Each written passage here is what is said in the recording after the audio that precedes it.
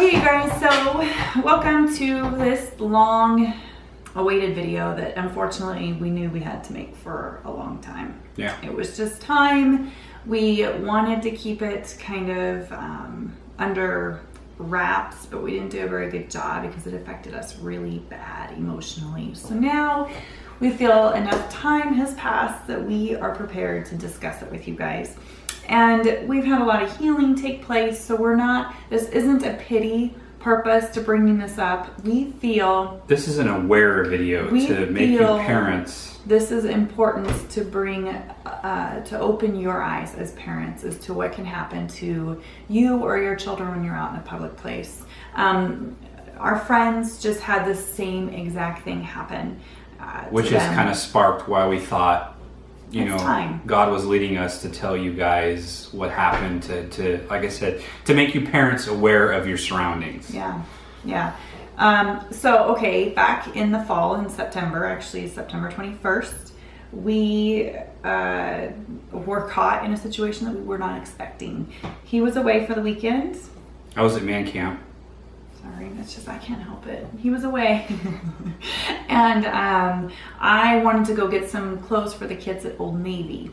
And I had Tennessee in a stroller. I had the two girls right within 5 feet of me. And went into Old Navy to get a pair of pants for Tennessee. And what had happened is we walked right into a sex offender's trap. And what he was doing was standing in the back of the Old Navy store, which is where the kids department is, and he was waiting for his next victim, or victims, which happened to be our girls, our two older girls. Actually, I think it affected everybody. I just didn't see it. He was so good at it that he performed a sexual act against our children without touching them, but everything was visual. The entire act was visual, caught right on surveillance. Criminals are not always the smartest thing. So the entire act was actually caught on several cameras, but he proceeded to flirt with the girls. This was a 58-year-old man, and proceeded to flirt with them and wave to them and get their attention and wink at them. He was definitely in his mind going to sexual places with our girls, with our little girls. And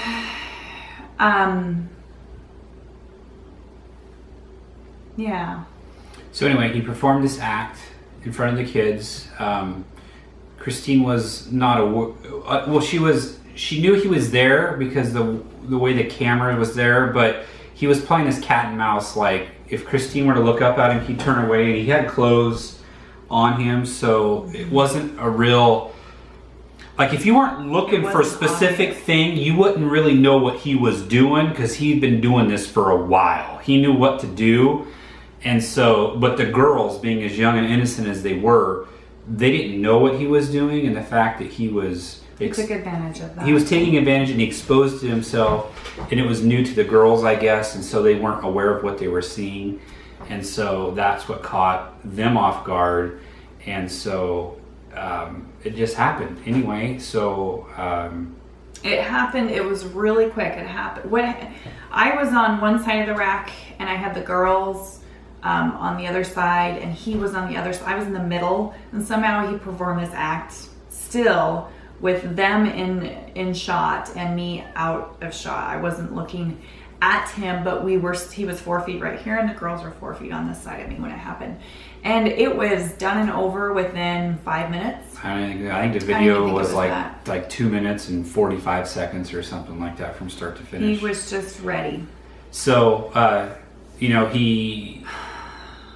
the girls ended up talking to Christine about it after it happened, like at the checkout station. So by that time, the guy had already fled the store.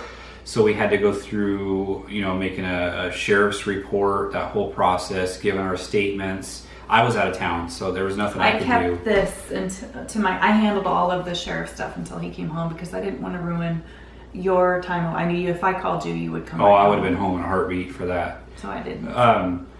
Anyway, so we had to go through that, and then it went to the local news station, and local news channels put it out there because they had great surveillance video from Old Navy. They put it out in the public.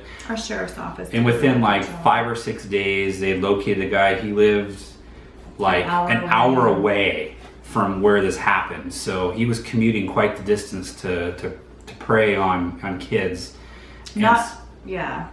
And so we had to go through the whole court process. But his arrest record, this was his seventh. This was his seventh for the same crime against a child in a store. In a store over a 33-year period or something. So he'd be doing this for 30 plus years over 3 different states. And he never served any jail time. And he never served any jail time until our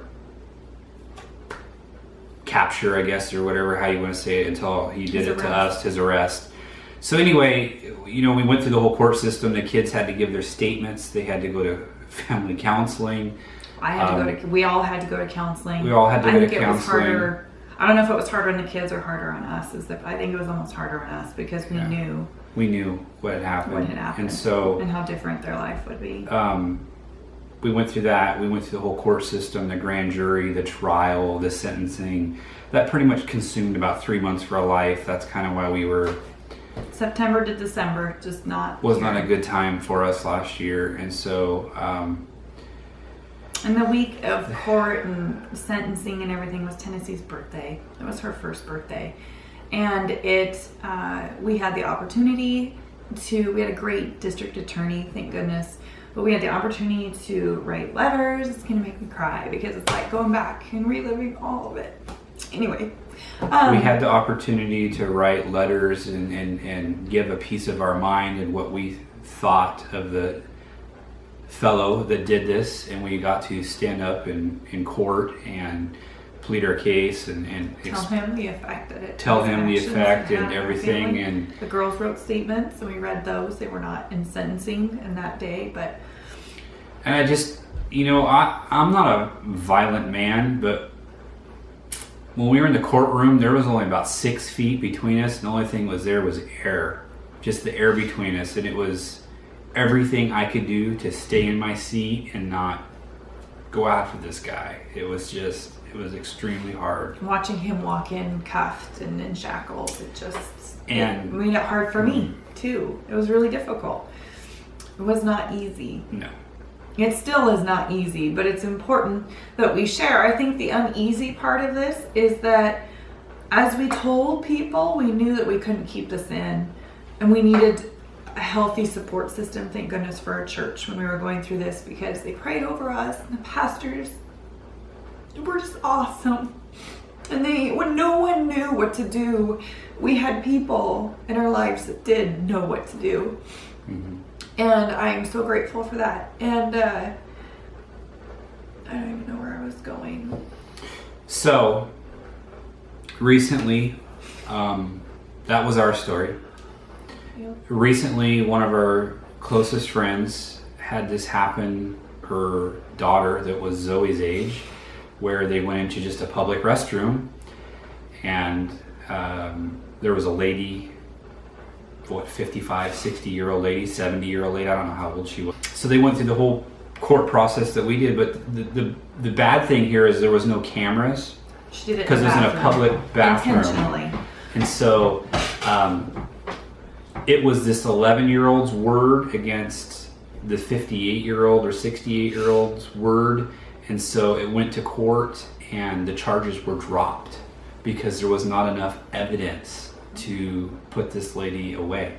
So the charges were dropped and this lady is now back out as if nothing had happened. As if nothing ever happened. And so our friends are left in this kind of the same place we are, with the damage that's been done to their family and act that's been performed, and they have no closure. They have no closure on it. I mean, our guy that did this to us, he got 2 years. It's his 7th arrest conviction, and he only got 2 years. 30 years of doing this.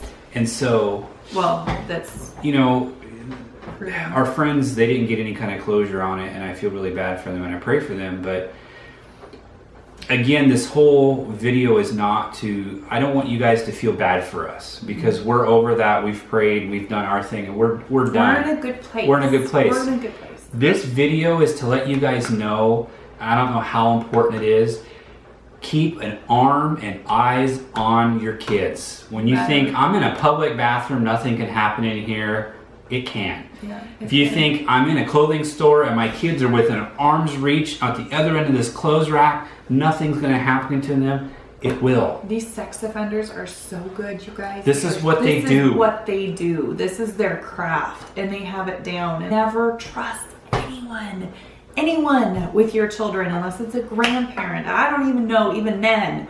I mean, you better, I only trust he and I, honestly.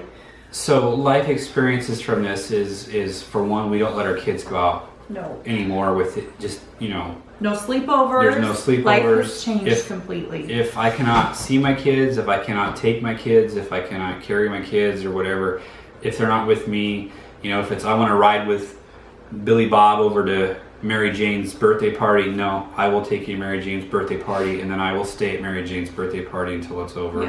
Yep.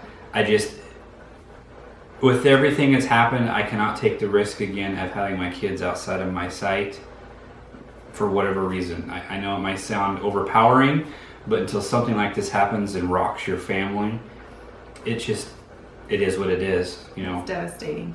And I think that is the part that hurt the most, that made it worse, is that as we shared our story, that's what I was saying earlier, as we shared our story, we heard other people's stories of how things like this had happened or worse than our girls. Even our detectives were like, your girls weren't touched. You know, very rarely is it like this. Most people commit terrible sexual acts against children. And a lot of them go unrecognized because people don't come forward. They don't say anything. I was shocked. You're right. I was shocked when the deputy said that they said that this was a slam dunk because there was an act, there was tape, there was an arrest, and there was conviction. It was a slam dunk case. But most of them, there's an act, and that's as far as it goes. Nobody comes forward because they know the person, or the person is a well-liked person, or a family member, an uncle or an aunt or whatever. And it's just like, who cares who they are? If they did something that violates you, you need to say something. Please say something. Please. If you're watching this video, you are the exact reason why we are making this video, because it is important to speak up so that these offenders can be locked up and put behind bars. And even though I'm pretty sure our person is going to reoffend as soon as he gets out because of his instability, I'll just leave it at that. This sentence is on his record, so the next sentence he serves will be a little stiffer, but he will be locked up. And so it's really important, you guys, and please reach out to your police or your detectives, your sheriff's office, somebody, a neutral third party. If this is going on in your family, this is not okay. It is not okay for you to carry this hurt.